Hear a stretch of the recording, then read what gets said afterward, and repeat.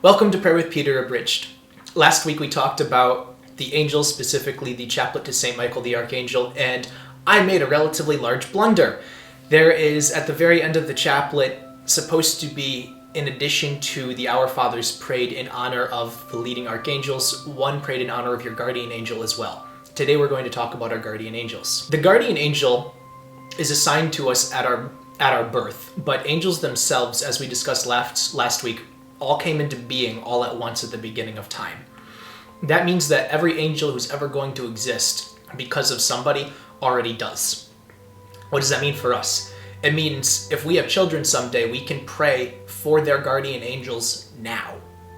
And we can pray for our future children, and our guardian angels will take the graces of our prayers now and use them later. It means that if we have a future vocation to marriage or the religious life in some sort, whenever somebody takes on a new vocation, they actually get a guardian angel of that vocation as well. We are not limited to just one guardian angel. Fun fact. When, for example, a man becomes a priest, another guardian angel is assigned to him known as his ordination angel.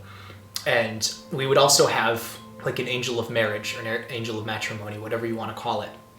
The same thing happens whenever you take on a profession. So like a doctor or nurse would have an angel of their profession, and as such, I have an angel of the office of music for me, which makes sense if you think about it, considering they're the angelic choirs. Haha. So whenever I pray the chaplet to St. Michael, I tried to consolidate it last week because it's a lot of information, but I add in an Our Father prayed in honor of each one of my guardian angels, whether I have them or not, because fun fact, if you pray for something that doesn't need prayers, God uses the prayers somewhere else where it is needed, so it doesn't matter. So I pray one in honor of my own guardian angel, in honor of the guardian angel of my future spouse. I pray one in honor of my angel of music and the guardian angel over my marriage someday. And whatever it is that I happen to do, like if for whatever reason I took holy orders, I'm not going to do that, but if I did that, I would have those prayers reallocated to that guardian angel. So we don't have to be afraid about our prayers going to waste, because the Blessed Mother is the mediatrix of all of the graces of our prayers, especially when we give her our permission to do that and allow her to use our prayers in the way that she likes. It always works out in the best way possible for us. So praying to our guardian angels and for our guardian angels is really important, because they are charged with protection and deliverance of our soul to heaven. That means that they have one of the most important authorities over our lives out of anybody, with the exception of only God the Father himself. So our guardian angels we can actually speak to and with in the same way that we could with God, as described in our first episode of this series when we discussed the pirate prayer. When you get good at listening for the voice of the Father, or however it is that he speaks to you, he may prompt you to speak to your guardian angel too. He may not, and you could just do it. But I have one testimony of this with a perpetual sin that I was struggling with. One time that I gave into it, I looked at the guardian angel and I said, what the heck? What was that?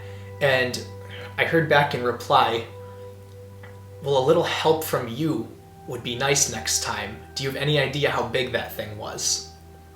So the temptations of our sins are caused by demons. We should not ignore that. And the purpose of our guardian angels is to protect them from that. The other thing is, when you pray the chaplet to St. Michael, he promised St. Antonia Diastonac that we would have the protected help of one angel from each of the angelic choirs as well. So I consider that escort to be part of my guardian angels as well. So when I pray that every day, I think of all of them. As such, our guardian angels can also come from different choirs. We only know this from private revelation, so you could take... Oh, and I should put a disclaimer. Much of what I'm going to say here in this series will be subject to private revelation. Some of it's my own thoughts, and plenty of it is taken from Catholic doctrine. So you can take what I say with a grain of salt, but ultimately this video series is aimed at helping people grow closer to God.